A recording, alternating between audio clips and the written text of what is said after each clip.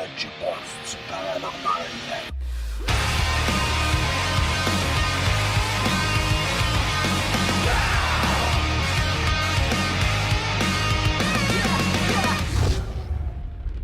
Bonjour tout le monde, bienvenue au Jukebox du paranormal. On va faire un petit tour de table vite. François, qu'est-ce que tu as fait de bon cette semaine? As-tu fait des recherches intéressantes? Ben, cette semaine, j'ai accroché sur un livre qui s'appelle La Lune, clé de la Bible. Ah. C'est un livre qui est quand même vieux. Là, on parle avant 70. Ça démystifie un petit peu l'idée que la Bible serait impliquée dans une présence extraterrestre sur la Lune. Et je trouve ça très intéressant. C'est un auteur qui s'appelle Jean Sandy. Et c'est un précurseur dans les théories. C'est un peu avant que les missions lunaires arrivent sur la Lune, justement. Il est en train de dire... Lui, ce qu'il expliquait, c'est qu'il prévoyait, dans sa clairvoyance, si tu veux, qu'on trouverait des artefacts extraterrestres sur la Lune avant l'arrivée d'Apollo. Donc, moi, là, je suis en train de lire ça. J'ai trippé bien raide cette semaine. Puis, je n'ai pas encore fini. Il me reste comme 2-3 chapitres. Là. Mais vraiment, c'est très, très, très intéressant. Quelqu'un qui serait curieux. Le problème, c'est que c'est un livre qui est discontinué. Donc, il est très rare. C'est les meilleurs. Oui, c'est ça. Ouais. T'as bien raison, Guy. Puis t'es meilleur. Toi, Karine? Écoute, ma recherche, ça a l'air un petit peu très scientifique, mais c'est comprendre comment l'énergie plasma fonctionne. Donc, que ce soit en appliqué sur les medbeds ou que ce soit appliqué aussi, on ne se le cachera pas, là, ça peut être aussi bien des vaisseaux extraterrestres terrestres. Ça sert à la propulsion aussi. Hein? Oui. Puis, il n'y a pas juste ça, mais ça en fait partie parce qu'il y a plusieurs couches en vaisseau. Là. On pourra en discuter plus tard. Mais ça, puis aussi sur les armes, donc que certains groupes militaires utilisent aussi. Donc, j'étais plutôt là-dedans à essayer de comprendre comment ça fonctionne. Puis, moi, je trouve ça passionnant, là, ce côté scientifique-là. François, pour parler de notre sujet qui est l'agenda extraterrestre. D'après toi, François, les extraterrestres, c'est-tu du bon monde ou ben non, faut s'en méfier? Bon, pour expliquer correctement le principe du bon et du mauvais, ça pourrait prendre à peu près 1000 ans. Tu sais, je veux dire, il faudrait s'asseoir avec un sage au Tibet qui nous explique le bon et le mauvais, blablabla. J'arrive à ça en disant que si tu parles d'extraterrestres ou que tu parles d'humains, ça revient au même. Dans le sens que le bon et le mauvais fait partie des êtres vivants dans l'univers. Un être vivant, à la base, va avoir des réactions dans ses émotions, va avoir des réactions dans son vécu, va avoir des réactions dans son cognitif, dans sa façon d'avoir appris la vie ou ses expériences négatives comme positives. Donc, si quelqu'un me dirait « Est-ce que je pense que les extraterrestres sont mauvais? » Ben, je lui dirais « Hey, attends, ton voisin, il est bon ou il est mauvais, lui? » Tu sais, il faut rester avec une espèce d'objectivité. C'est que, oui, il y a des groupes qui ont des agendas, mais ça ne veut pas dire qu'individuellement, il n'y a pas du monde qui a des pensées autres par rapport à l'agenda. Tu sais, je vais ramener ça facilement au principe que le bon et le mal n'est pas quelque chose qui est séparé. C'est une expérience. Je ne sais pas qu'est-ce que tu en penses, toi, Karine. Ben, moi, j'aime ça parce que, je veux dire, si on parle de l'Alliance de la Confédération galactique, il y en a des dracos qui ont décidé de se reconnecter et d'être bons, de ne pas suivre l'agenda d'invasion de la Terre. T'sais. Puis, je veux dire, il y a des mantis qui sont des scientifiques incroyables, mais il y en a qui vont être succumbes, puis d'autres qui ne le sauront pas. Je veux dire, je trouve ça super bien que tu apportes ça parce que, oui, il y a une dimension que si on prend un agenda Draco qui est essentiellement plus invasive parce que c'est une race plus invasive. Une race guerrière. Oui, mais il y a aussi... il y a aussi certains individus qui décident de ne pas suivre cet agenda-là aussi. Puis comme il y en a d'autres qui sont considérés gentils et positifs, comme certaines races pléiadiennes, mais qui ont eu beaucoup d'expériences très, très, très négatives. Et comme je pense aux grands blonds, je veux dire, il y en a qui ont rencontré des grands blonds puis ils n'ont pas aimé l'expérience, là, mais pas du tout. Donc, je trouve ça bien, Ben, je veux dire, ben, il y a au-dessus de 80 races là, dans les Pléiades. c'est ça. Fait qu'il n'y a pas juste les grands blonds, là, il y en a d'autres. Mais je veux dire, il y en a qui nous prennent comme des batteries. Il y en a d'autres qui vont esclavager l'être humain. Puis il y en a d'autres qui vont plutôt apporter une dimension d'élévation des consciences au niveau de la Terre pour arriver au nouveau paradigme parce que c'est leur agenda. Donc, tu sais, c'est pas noir, puis c'est pas blanc. Puis encore là, il y a certains trucs qu'on doit comprendre comment être contacté, mais surtout comment il y a des preuves qu'ils peuvent nous donner pour nous confirmer qui sont positifs ou négatifs aussi. C'est comme si on serait l'enjeu finalement de l'univers. Parce qu'ils sont tous, mettons, sont tous, on est tous importants pour ces races-là. Sinon, ils se foutraient de nous autres. Ils resteraient chez eux et ils s'en foutraient. Ben, écoute, c'est comme si tu avais. OK, pour faire une synthèse rapide, là. Sur Terre, en ce moment, on a quoi? On a, je sais pas moi, combien d'habitants on est? On a 8 milliards, je ne sais plus. Quasiment, oui. Bon, 8 milliards d'habitants. Là-dessus, on a 5 continents. On a une affaire comme 200 pays. On a 5 races. On a blablabla. Est-ce que dans un pays X, je vais prendre l'exemple le Canada, ou non, mettons, on va prendre les Américains, mais c'est quand même assez majeur. Là. Fait que, mettons les States. Aux États-Unis, est-ce que les États-Unis sont bons ou mauvais? Y a-t-il un agenda gouvernemental? Y a-t-il un agenda militaire? Y a-t-il un agenda ci? Y a-t-il un agenda ça? Ouais. Est-ce que les Américains, mettons qu'ils seraient les seuls blancs sur Terre, seraient mauvais ou bons? Ouais. Donc, et là, mon analyse. D'après moi, de ce que je comprends, de ce que j'ai analysé avec les 30, 40 dernières années, c'est que non. Mettons un gray, probablement, là, on pourrait déterminer quel genre de gray, un grand, aussi, un ça. Il vient avec ou sans conscience. Avec ou sans conscience. C'est un cyborg, c'est un ci, c'est un ça, c'est un être qui est génétiquement modifié, c'est un robot, c'est un. Bon. C'est-tu nous dans 50 000 ans, tu sais? Exact. Est-ce que c'est un retour du futur ou du passé? C'est-tu ci ou c'est-tu ça? Mais en bout de ligne, si nous sommes capables de faire l'analyse du fait. Ben dans le fond, c'est le raisonnement de prenons les États-Unis et est-ce que les États-Unis représentent individuellement tout ce que tout le monde pense aux États-Unis? C'est clair que non. C'est clair que non. Donc, si les États-Unis envahissaient le Québec demain matin, est-ce que ça serait l'ensemble des Américains qui voudraient envahir le Québec? Pas sûr, moi. Et s'ils se mettaient à faire des expériences sur nos vaches, est-ce que ça serait l'ensemble des Américains qui voudraient faire l'expérience sur nos vaches? C'est ça. Ça peut être aussi le choix personnel. Tu sais. Une famille peut être méchant, mais il y en a un dans la gang, c'est le mouton noir, puis finalement, c'est le bon. Tu sais. Ben, ça. C'est John F. Kennedy en passant. Non, le mouton noir, moi, j'adore l'exemple parce que j'ai toujours été un mouton noir. Avec, oui. C'est trippant d'être un mouton noir, mais en même temps, c'est stressant. C'est stressant. Oui. Ben, donc, si j'analysais la situation avec humour, je me dirais que peu importe la race extraterrestre, on va avoir affaire à de l'exception ou à un agenda X, tout dépendant des groupes qui sont impliqués. Ouais. Il y a du monde. Généralisé. C'est ça. Exemple, les créateurs. Parce que si on met dans une branche créatrice, on va prendre, mettons, pour exemple, les Anunnaki. Ben, les Anunnaki, dans leur gang, il y avait du monde qui était créateur, qui était positif. Il y avait dans ce gang-là aussi du monde qui était complètement chaotique. Envahisseur. Pas nécessairement juste envahisseur, carrément psychopathe. Ah, c'est clair.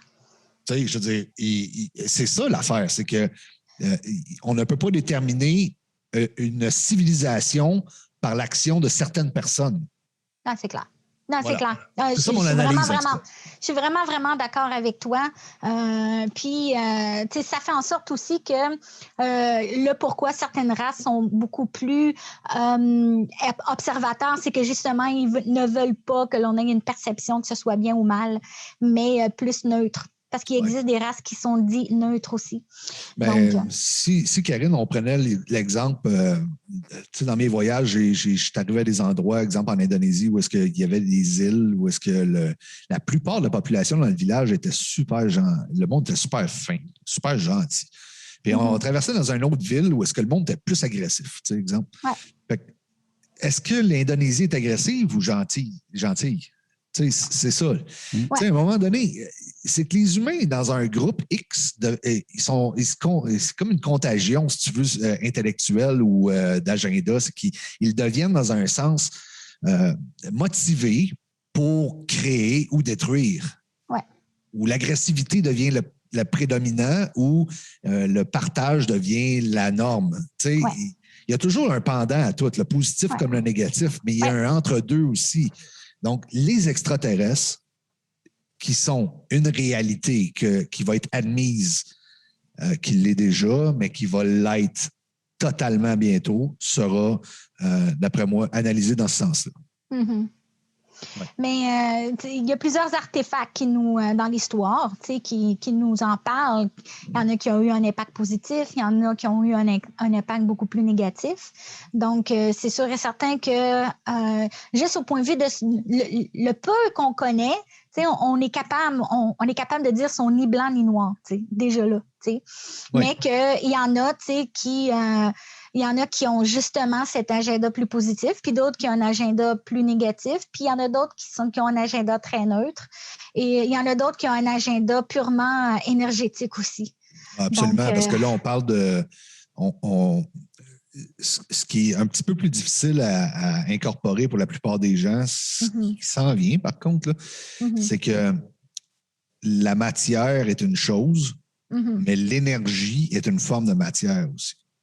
Ça veut dire que tu peux être vivant énergétiquement, donc vivre dans une dimension autre. Oui. Et à partir de là, tu as des différentes races extraterrestres qui ne sont pas dans le même paradigme que nous. Donc, dans le 3 dimensions réel, concret, la table est en bois, je cogne dessus, je me fais mal. Non. Ouais. Eux, la table, elle les dérange pas. Elle passe au travers. Non, c'est clair. Il y en a qui sont carrément 4D, 5D aussi. Je veux dire, mais qui interactent avec nous quand même. Mais quand tu parles de 4D, 5D, j'aimerais que tu... Pour ma connaissance personnelle, j'aimerais que tu y ailles un peu plus loin. OK. Bien, la 4D, c'est ce qu'on appelle l'astral. OK? Donc, qui soit le bas astral. Donc, les dracos sont capables de se dématérialiser pour être invisibles, si tu veux, mais exister dans ce bas astral-là et se nourrir du louche humain, c'est-à-dire l'énergie négative produite massivement par les humains. Okay? Donc, les guerres, pour eux autres, c'est un buffet à ciel ouvert, là, je vous le dis tout de suite. Okay? Et dans les temps de prospérité, bien, il est obligé d'avoir certains cultes, justement, au sacrifice pour être capable d'être alimenté d'une certaine façon. Et il y en a d'autres qui sont plus ce qu'on appelle haut astral. OK? Haut astral, les gens pensent au paradis et le bas astral, les gens passent à l'enfer, mais c'est juste un niveau de fréquence où est-ce que les émotions sont plus denses ou moins denses. Donc, le haut astral, on parle ce qu'on appelle au niveau angélique, ce qu'on appelle aussi, il y a certains, comme des grands maîtres qui ont été réincarnés, puis qui sont arrivés à l'illumination dans un certain sens. Donc, ces êtres-là sont plus dans le haut astral.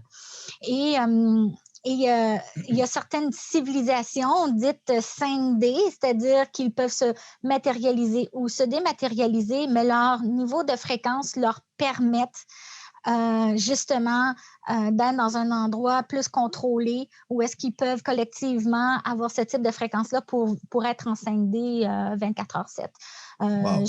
L'exemple de je prends l'exemple de l'intraterre. OK, vas-y donc, l'intraterre. Intraterre qui est vraiment 5D. Donc, si vous voulez connaître un peu Telos, c'est une belle histoire sur la civilisation justement 5D des intraterres. Le mont Shasta aussi, les personnes qui vivent là, Shambhala, 5D, donc un bel univers indien, si vous voulez. Mais c'est pas la toune scout, ça, Shambhala. J'avais pas cette chanson-là en tête, mais merci. Mais je te dirais que l'intraterre a réussi à matérialiser, si tu veux, les énergies 5D collectivement pour vivre en 5D. Parce que physiquement, c'est très fermé, si tu veux, et l'énergie 3D, la nôtre, ne les affecte pas. OK? La lémurie dans les écrits anciens était aussi une énergie, un genre d'énergie 4D, 5D, si vous voulez. Donc, il y a ça, mais on pense aussi, beaucoup de personnes ont eu des contacts avec les Vénusiens et les gens disent, ben là, tu sais, il n'y a rien qui vit sur Vénus. Oui, matériellement, il n'y a peut-être rien qui vit sur Vénus, mais tu sais, en 5D, ils sont très, très, très là. Hein? Alors, je pense que les femmes venaient de Vénus, les Vénusiennes. Oui, ils arrivent, là. Sont assez belles. Non, mais attendez, je veux dire.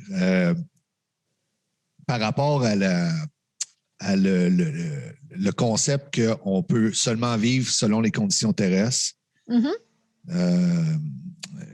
d'après ce qui est prouvable, éprouvé et possible, on pourrait vivre, exemple, là, le monde va capoter quand je vais dire ça. Là. En tout cas, le monde, certains vont dire, wow, ça n'a pas de sens, ça. Toute forme de molécule ou de matière dans l'univers pourrait supporter la vie. Tu sais, exemple, nous pourrions découvrir de la vie à l'intérieur de notre propre étoile, le Soleil. Oui. Bon, si on part du principe que moléculairement parlant, peut-être qu'une molécule ne peut pas survivre, mais atomiquement parlant, il y a des atomes dans le Soleil. Est-ce que, atomiquement parlant, il pourrait y avoir des amalgames d'atomes qui créent des corps astrales ou des corps éthériques? Ou est-ce qu'il pourrait y avoir des formes de métaux qui peuvent résister à une chaleur, considérant la chaleur de notre Soleil? Moi, je pense que oui. Mais je reviens à Vénus. Vénus n'est pas une terre infertile. Oui. Dans la mesure où est-ce que Mars ne l'est pas non plus. Non. Il y a eu de la vie sur Mars. Ils ont trouvé des artefacts aussi. Bien, il y a, et puis là, je vais revenir aux écrits anciens, il y a le Seigneur Jésus a amené une espèce de parabole en parlant de les terres fertiles, justement. Et on pourrait y aller plus en profondeur dans une autre émission. Mais il parlait que dans une terre stérile, ça n'avait pas fonctionné. Dans une terre autre, la végétation prenait toute la place. Et quand je parle de végétation prend toute la place, on parlerait de Vénus. Donc, Vénus, c'est un effet de serre total. Claire. Donc, cet endroit-là est un gaz. Écoute, je veux dire, il y a une chaleur incroyable. C'est comme une pression aussi. Hein? Ah, c'est ça. Ouais. C'est incroyable ce qui se passe là. Mais les scientifiques de la NASA, j'ai lu quelque chose dans la dernière année, je dirais, là, qui discutait du fait que probablement que la vie est possible dans les hauteurs des nuages sur Vénus. Ouais. Ils sont capables de calculer, de dire que hey, c'est pas impossible qu'il y ait de la vie à cette hauteur. Dans les nuages, ils disaient qu'il y avait de la vie. Il y avait de la vie. Ouais. C'est comme des. Ça fait microscopique, là, mais il y avait de la vie. Ça. Bien, donc, s'il peut y avoir de la vie dans un environnement hostile à l'humain, on pourrait prendre, pour exemple, les lunes de Jupiter ou les lunes de Saturne. Il y a des endroits où est-ce que, oui, la vie est possible. Titan autour de Jupiter. Il y en a qui en parlent. Il y a des océans, il y a. À un moment donné, c'est ça. C'est un peu le fun aussi de penser que le côté scientifique a son bad trip, dans le sens qu'on se fait amener en bateau pas mal avec eux autres parce qu'ils nous disent bien ce qu'ils veulent. C'est pas la vérité. Hein? Bon, c'est ça. Ils nous disent pas mal ce qu'on veut entendre, dans le sens qu'ils ne veulent pas faire paniquer la population pour X raisons, comme si on était des enfants de maternelle. Là. Mais en bout de ligne, notre système solaire est vivant. C'est clair. C'est clair. Et ça ne veut pas dire qu'il n'y a pas une forme vivante 3D matérielle comme la nôtre, qu'elle n'est pas vivante et inhabitée. Donc, c'est ce que plusieurs contactés ont partagé aussi. Certains Secret Space Programs ont partagé aussi, que ce soit la Lune ou bien donc Mars ou Titan. C'est clair. Donc, à partir de ce contexte-là, les gens doivent se rendre compte qu'il y a des extraterrestres dans notre système solaire qui sont là depuis longtemps. OK? Très, très longtemps. Pas mal plus longtemps que nous autres. Ouais. Et l'autre chose aussi, c'est que oui, il y a des races qui sont plus observatrices, comme la Confédération galactique, c'est-à-dire l'Alliance, et l'Alliance qui a un agenda positif de protection de la Terre et pour justement protéger les infrastructures dans notre système solaire qui n'est pas terrien, en plus de nous, les terriens ici sur Terre. Donc, y en a qui sont avec nous et qui nous surveillent et que certains vont contacter, que ce soit au niveau physique ou éthérique, c'est clair. Il y a des exemples rationnels qui sont vidéo aussi. Là. Pendant le drame à Fukushima en 2009 ou 2010, on voyait des espèces de... Pas des drones, mais je vais revenir sur le tic-tac, mettons, là, l'espèce de vaisseau qui spark au-dessus des centrales.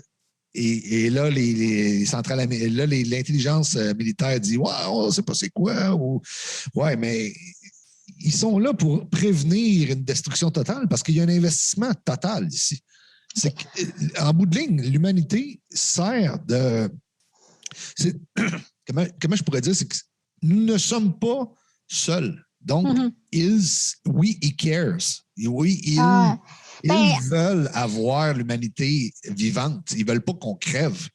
Ouais, quand on comprend qu'il a commencé à avoir beaucoup d'apparitions extraterrestres depuis la première bombe atomique, c'est que les gens doivent comprendre qu'au point de vue de la toile d'araignée énergétique dans l'univers, une bombe atomique sur Terre a une répercussion sur tout ce qui est alentour. OK? Ouais. Donc, une explosion nucléaire peut rendre des portails très instables. Ils peuvent aussi avoir des accidents de voyage, c'est-à-dire que, justement, qui tombent égarés parce qu'un fil de la toile d'araignée, à cause de l'impact nucléaire, se détache ou rallonge. Donc, au point de vue des voyages, ça peut vraiment compliquer les choses. Donc, il y a peut-être des people aussi qui sont fait brasser un peu, là. Pas mal, je te dirais. Non, mais sérieusement, là, ça, c'est un bon point, Guy. Là, je veux dire, à un moment donné, là, je veux dire, les intraterrestres, là, beaucoup de monde diront c'est de la foutaise, c'est ça. Non, mais t'as peu. Là, non. C'est loin d'être de la foutaise. Hein. On va faire un show sur le Shallow Earth. On va en reparler de ça, là, mais reste que moi, si je vivais là, 500 km en dessous, là, ou mettons même 2000 en dessous, là, ça résonne. Puis que là, ça me fait péter une bombe nucléaire au-dessus de la tête. Là.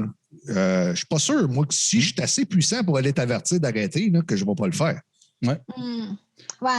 Puis on fait péter des îles là, paradisiaques là, en Polynésie française. C'est fini, tu peux même pas aller là. C'est radioactif. Là. C'est clair pour. C'est débile. Hein? Il y a aussi. Excusez-moi, c'est une des raisons. Là, ça, c'est une des raisons qu'on apprendra dans le futur, mais c'est une des raisons pourquoi les tests nucléaires sont interdits sur Terre en ce moment. Ouais. Les Coréens l'ont refait, là, techniquement, en tout cas, on a entendu parler, là, mais les tests sont interdits entre les Russes et les Américains parce que, d'après ce qu'on a lu, ce qu'on a compris, c'est qu'ils avaient été avertis solidement, vous arrêtez vos tests. Ils ont été avertis solidement. Ils sont fait désarmer des silos, hein? Absolument. Oui, mais la Russie, il y a eu des observations d'extraterrestres qui avaient désamorcé des ogives nucléaires. Aux États-Unis aussi et en Angleterre aussi. Je veux dire. Non, aux États-Unis, ils sont arrivés au-dessus des sites américains de l'armée américaine et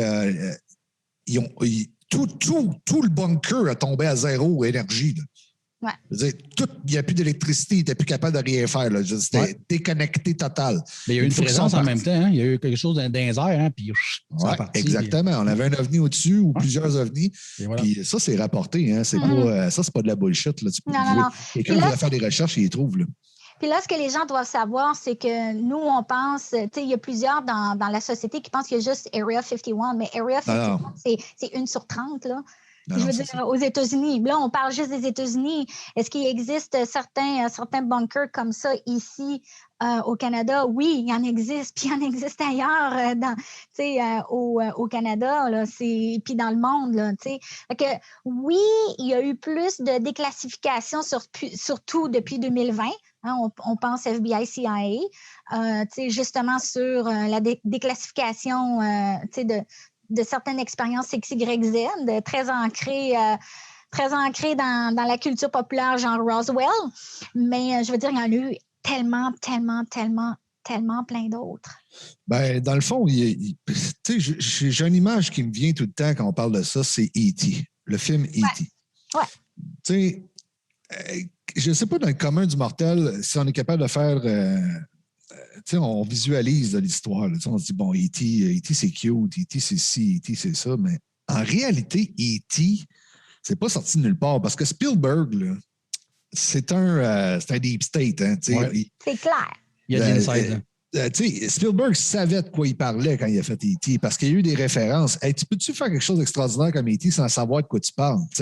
Puis en plus, il y a des articles et des commentaires de personnes politiques qui ont parlé de ça, E.T., en disant « Hey, ça ressemble vraiment à la réalité. » Eisenhower a été un des premiers. Exactement, c'est ça. À un moment donné, c'est que E.T., puis je vais vous parler aussi de Close Encounter of the Third Kind. Ah! Un grand classique. Un grand classique. C'est mon classique à moi. Moi, je l'adore. C'est le film culte pour mon cerveau. Là. Mais ça a bien vieilli, il faudrait que je le réécoute. Comment tu dis ça? Est-ce que ça l'a bien vieilli? Parce qu'il faudrait que je le réécoute. C'est excellent. Ouais. Je l'ai écouté il y a 2 ans, je pense, puis je capotais. Je trouvais ça bien vieilli. Ouais. Ah non, sérieusement. Et les Mantis. Oui. Tu as fait référence aux Mantis tantôt.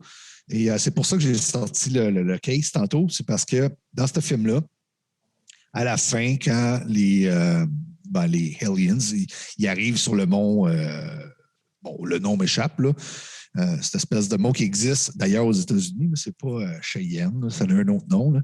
OK. Quand ils atterrissent, le vaisseau est immense. Et quand le pseudo-astronaute rentre dans le vaisseau, juste avant qu'il rentre, il y a une mantis qui tend ses bras. Et c'est une ou un mantis, mais c'est visiblement ça. Tu reconnais le geste mantis, l'espèce de façon très, très, très noble de bouger. La menthe religieuse a sa façon de bouger. Hein? Quand tu l'observes, tu reconnais ça dans le geste de l'extraterrestre qui est exprimé dans le film. Et moi, en partant, je fais comme, wow, OK, comment tu peux arriver à penser, parce que c'est beau l'imaginaire, moi, je suis un artiste de base, mais comment, c'est beau l'imaginaire, mais imaginer, exprimer par image, faire un film, créer le personnage, en plus, c'est donner une grâce. Dans les années où ce film-là a été fait, OK, ça te prend une base. Ça prend une base. Surtout que les mantis n'ont jamais été une race extraterrestre très populaire, je te dirais. Voilà. Parce qu'elles sont plus en 4D, je vais dire, les mantis. Ils arrivent à se matérialiser, mais ils sont plus considérés, si tu veux, les générales d'études scientifiques, dans ce sens-là, ou de vampires énergétiques aussi, parce qu'il y en a qui ont besoin, d'énergie, et l'humain, il ne sait pas qu'il est une batterie. Fait qu'il donne son consentement puis il s'en rend pas compte. C'est un autre sujet, ça. C'est un autre sujet. Tu m'allumes. Là, j'ai quelqu'un que je connais personnellement qui a été il n'était pas un contraste au Nicaragua, mais il était dans l'armée du Nicaragua. Il s'est retrouvé dans la jungle, puis il vit au Québec en ce moment. Il vit à Sherbrooke, d'ailleurs. OK. Et, cette personne-là, j'ai jasé avec, puis personne ne le croit autour. Hein. Ça, c'est drôle, ça. Hein? Tout le monde rit de lui. Puis là, oui, il me raconte ça, puis je dis non, on va jaser, ça m'intéresse. T'sais. Puis là, il me raconte que Prédateur, c'est vrai. Puis là, je dis, mais voyons, explique-moi ça. Puis là, il me raconte son histoire. Puis il a un accent un peu cassé. Il est latino-américain, il a la misère un peu avec le français. Mais je comprends qu'il a été dans le jungle avec son bataillon, puis avec son unité, puis ils ont rencontré une espèce de bébite comme dans Prédateur. Elle est plus, si tu veux, fourmi, là. Mais, je ne sais pas qu'est-ce qu'elle a l'air. Là. Il ne me l'a pas exprimé comment elle était, ou il ne me l'a pas décrit ou il est dessiné. Là. Je veux juste dire qu'il a rencontré un être qui était un prédateur qui n'était pas humain. Ouais. Puis lui, il dit qu'il était extraterrestre. Ah oui. Puis là, je fais comme. Il dit, c'est pareil comme dans Prédateur. Puis là, ah oui. Puis là, il dit, il y a du monde qui sont morts. Ah oui, il y a du monde qui sont morts. Non, mais tu sais, quand tu vis, tu es un petit Sherbrookeois de nature, ah oui, un prédateur, on n'en voit pas beaucoup ici. Là, mais avec l'ouverture, avec la compréhension de la réalité, de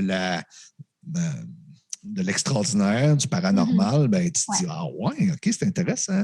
Donc, la mantis, elle est intéressante. Oui, elle existe. Mais il y a des whistleblowers qui expliquaient que 95 sont pacifiques et 5 sont négatifs en général. OK? Donc, à partir de là, il y a les Secret Space Program, eux autres travaillent pour justement faire en sorte que les 5 ne fassent pas trop de dommages collatéraux sur la Terre. Ça, c'est clair. De là à dire, est-ce que les Men in Black, comme qu'on voit dans la TV, ça existe? Je dirais, ils ne sont pas appelés Men in Black, mettons. Okay? Ils s'appellent Bush. Mais il y a justement des militaires entraînés pour si tu veux, avec des technologies très avancées, que ce soit des habits exosquelettes, que ce soit des armes au plasma, etc., qui, eux, sont mandatés, si tu veux, à ce genre de mission tactique très, très, très spéciale. Mais c'est pas...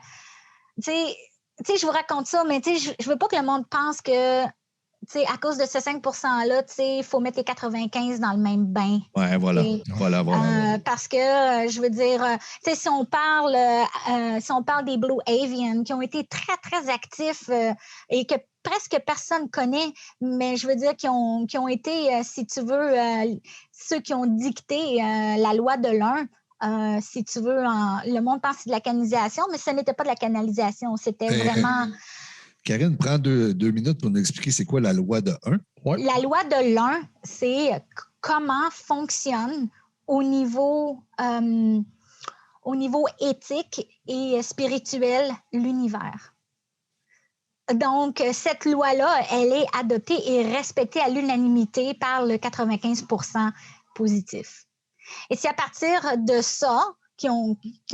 D'ailleurs, ça a été très difficile. C'est très difficile pour les Blue Avian parce qu'ils sont quand même en 6D, 10D, de trouver des mots parce que les autres, ils n'ont pas des mots. Hein. Ils ont un mot, c'est un certain son qu'on ressent et qu'on comprend ce que c'est.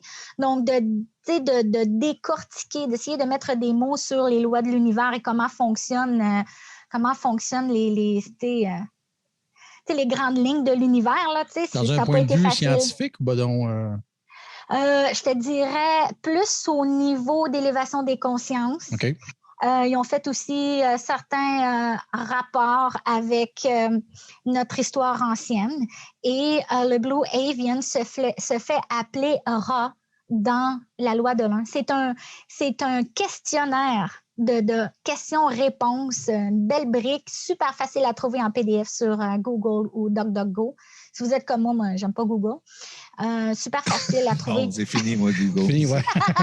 Non, bon, en tout cas. Et c'est justement, donc, si on prend les principes que les 95 % suivent, qui nous ont partagés à nous autres, les terriens, pour qu'on puisse arriver à comprendre les 95 %, si vous voulez. Okay?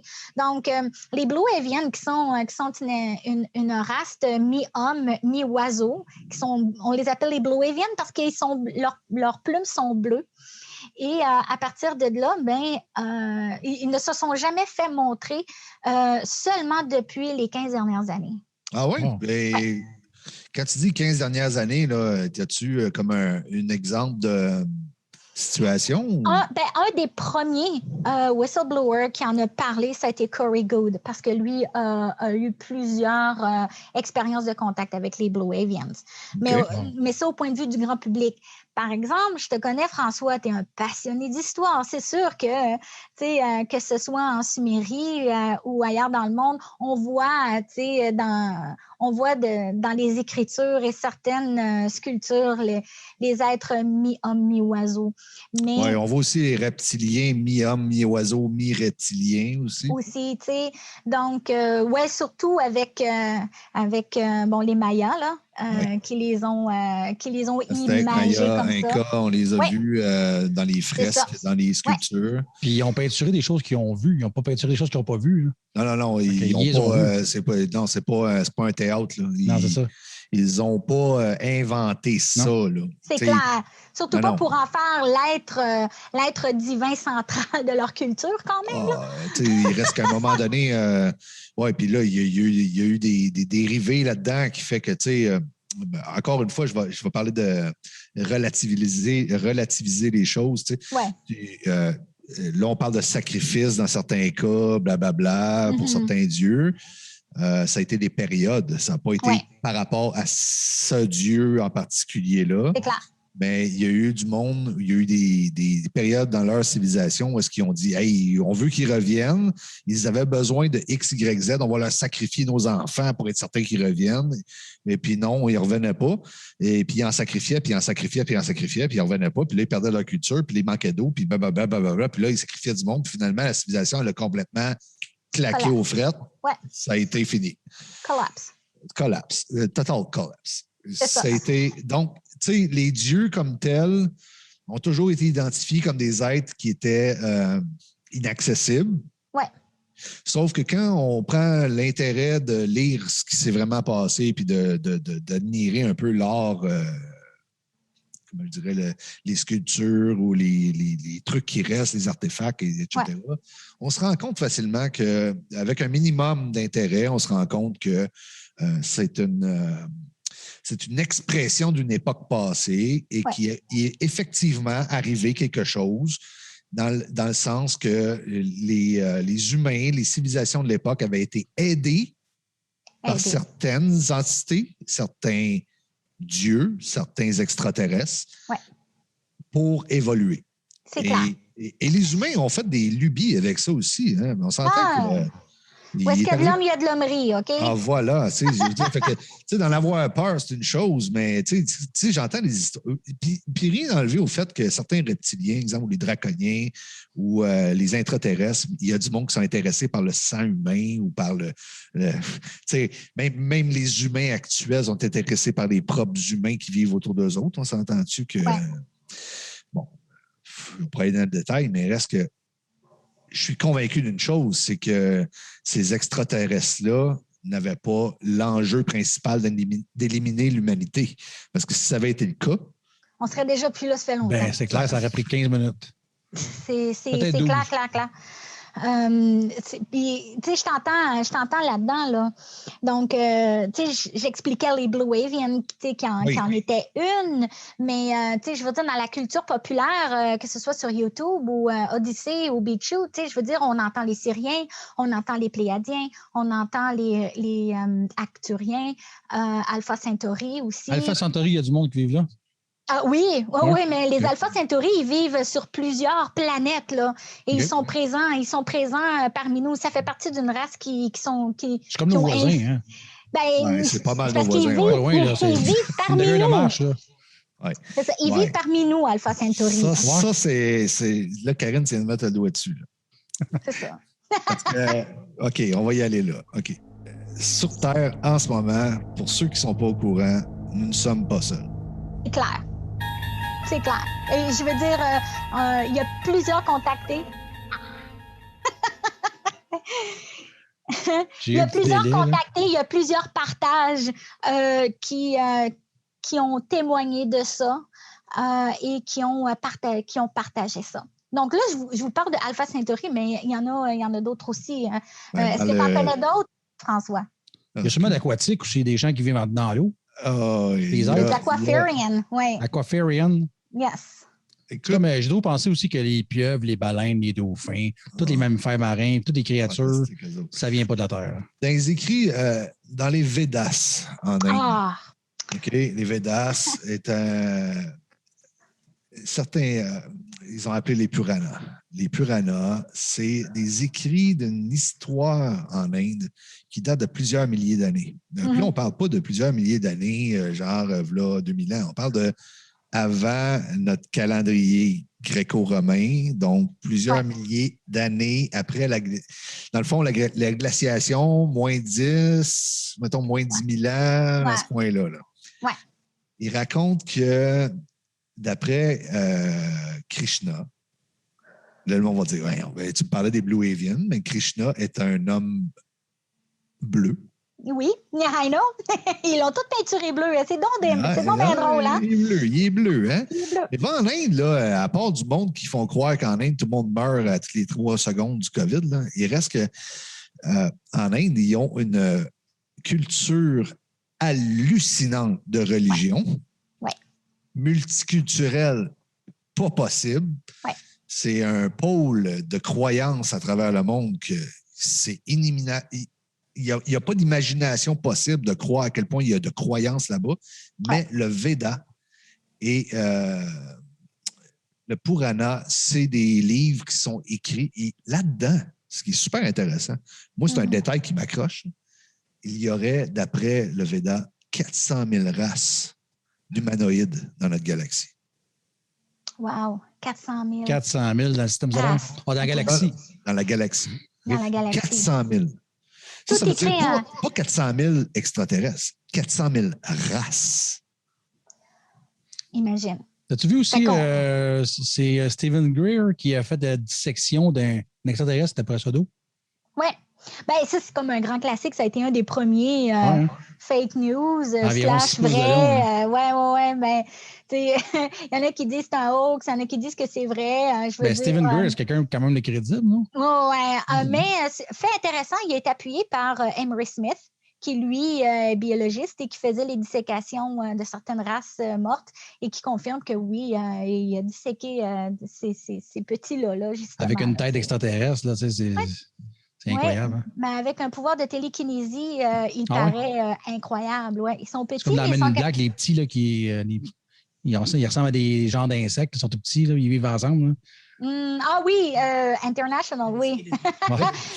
C'est ça, mais il paraît qu'ils peuvent déplacer des tonnes, des roches de 10 tonnes de haut avec leur pouvoir de télékinésie. Donc, ils sont peut-être petits, mais ils sont badass pareil. Là, je reviendrai à la grandeur d'un extraterrestre. Soyons encore une fois très ouverts. Oui. OK? Il y a l'infiniment petit, il y a l'infiniment grand. Oui. OK? Je vais y aller dans le pire, là, dans le pire. C'est pas dans le pire, mais dans le plus grand, mettons. Dans le macro, là. OK.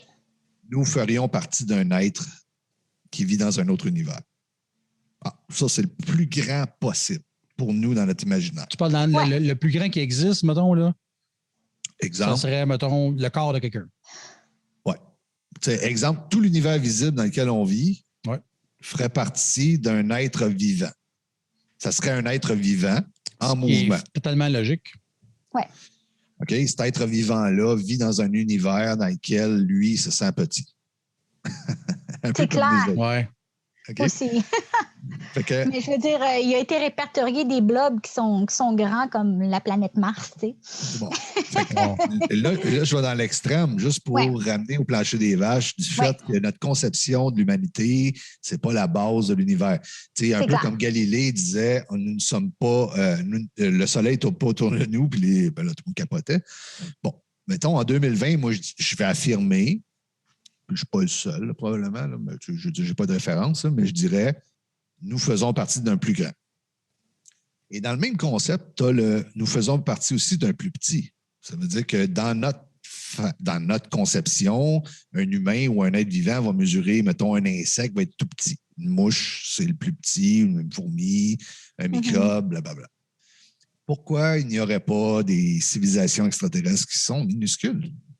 C'est clair. Et pour exemple, en Inde, il y a un temple à Ellora, en Inde, où est-ce que la légende urbaine dit que, le mythe du temple dit que ils sont sortis du sol, ils mesuraient à peu près 30 cm.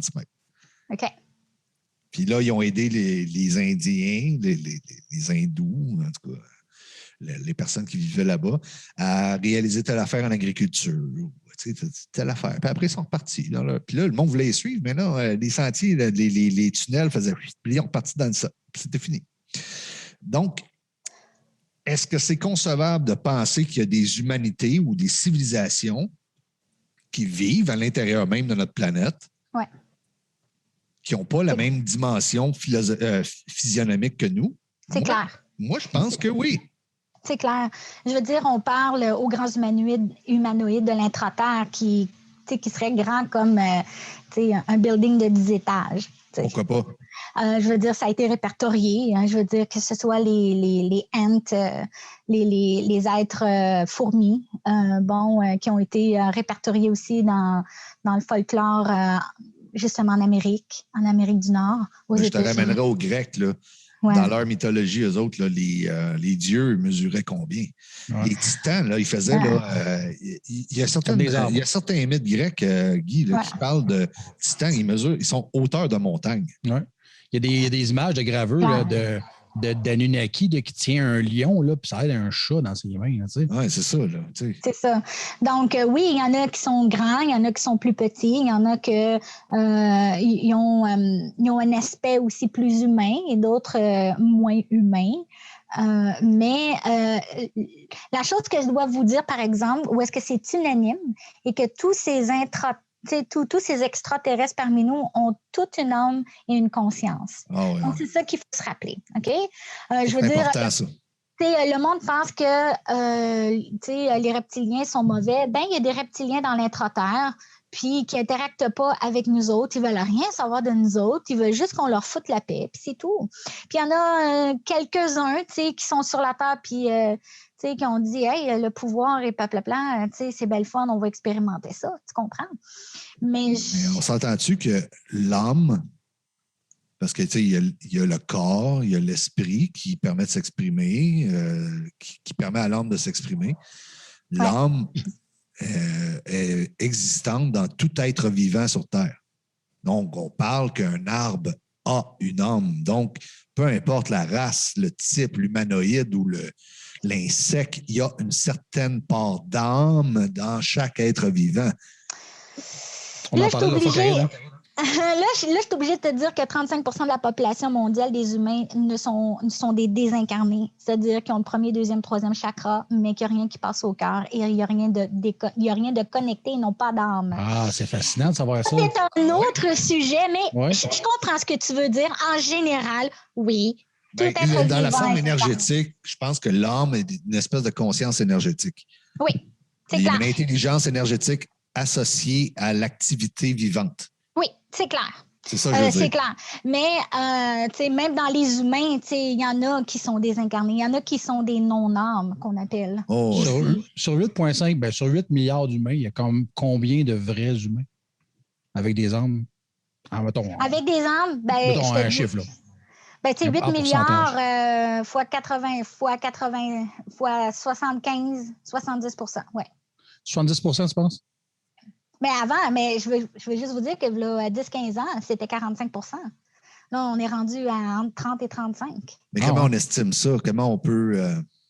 c'est ça. Il y a certains ET qui parlent à des contactés, qui leur disent ça. Je le sais, je vous parle de ça, ce n'est que pure théorie. Les âmes vides, c'est les âmes vides. Là. C'est ça. C'est des êtres vides. C'est des premières incarnations. Hein. C'est des créations nouvelles ou c'est juste des corps sans âme? C'est des corps sans âme qui sont là. Carrément. Non. J'arrive à les voir, je peux te le dire. Oui, mais ils parlent puis ils mangent. Ah oui. Oui, mais ils ont un mental, ego, personnalité, mais ils ne sont pas habités par une âme qui est la conscience humaine. Puis l'âme fait... Un psychopathe, là... Un psychopathe, c'est sûr que ça donne un bon exemple de pas là, j'y vais à l'extrême, mais si on voit ça dans la vie de tous les jours, ça peut être un pervers narcissique, ça peut être un sociopathe. Ouais. OK, je te suis, là. OK, je commence à catcher où tu vas, là. On va avec la citation du jour parce que là, on s'éternise, puis on ne va pas que l'émission dure trop longtemps, mais on avait préparé une émission, je pense, qui aurait duré 8-9 heures, je pense. C'était assez intense. On a parlé même pas la moitié de ce qu'on voulait dire. Donc, on y va avec la citation du jour qui est la santé ne s'injecte pas. À méditer, pour ceux qui veulent s'injecter. À méditer. Injectez-vous la santé. Ça fait plaisir, les amis. C'était vraiment le fun. C'est une belle émission. Je pense qu'on a une belle chimie à trois. Ça a passé comme un pet, cette émission-là. Là. Ah, du beurre sur la poêle. Du beurre sur la poêle, hein? C'est fascinant. Alors, merci Guy. Merci à vous. Merci Karine. Merci François. Et, bonne semaine à tout le monde. Bonjour tout le monde et on se reprend à la prochaine. Ciao. Bye.